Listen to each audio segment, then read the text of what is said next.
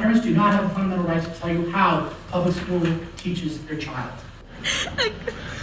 In the meantime, I tell this kid, we do have a flag in the class that you can pledge your allegiance to. And he like looks around and he goes, oh, that one?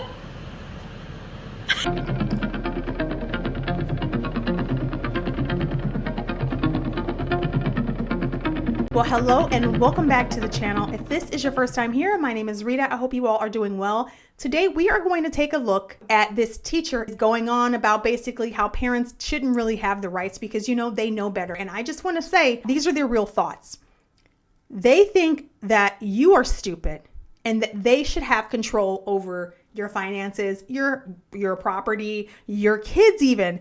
Parental rights end when you decide to send your kid to public schools.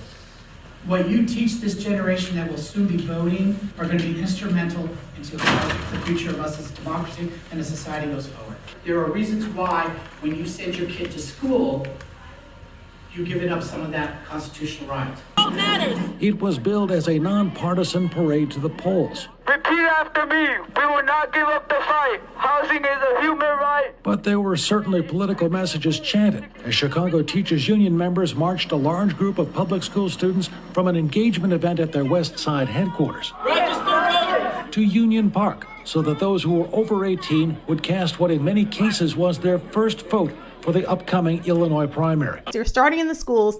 As you can see here is a classroom, and this is one of many classrooms that teachers have set up for their students. You know, something has happened in the past, I think, decade that I've noticed. So there's this thing now where schools are telling parents, you can't come in during the school day because it's going to be disruptive. You can drop your kid off at the curb, but we don't really allow the parents to walk to the classrooms right now because it can be disruptive and the teachers are trying to do their thing. And you know, you're trying to be helpful as a parent and you don't know because you just drop your kid off at the curb and pick them up at the curb. But this is what they're doing all day while they have your kid in there.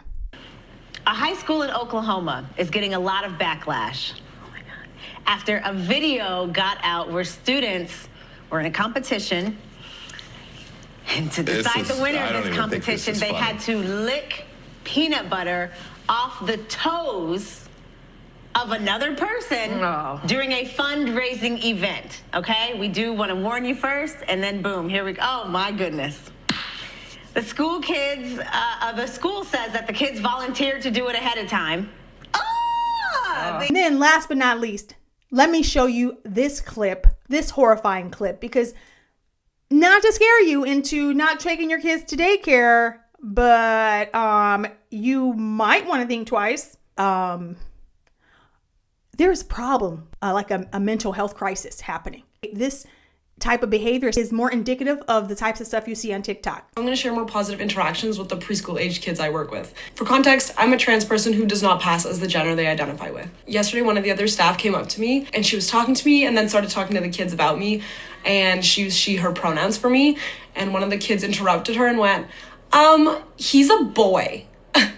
So, you know what? Pop off. My biggest allies are 3 years old. This is what's going on in the schools, people. Aside from the video where we talked about what's going on with the student behavior, this is what the teachers are doing. So when your kid comes home and decides they want to be called Billy when you named her Samantha, you're going to know why. Let me know in the comments if you have children that you have to drop off at the curb and you're not allowed, which is crazy to me.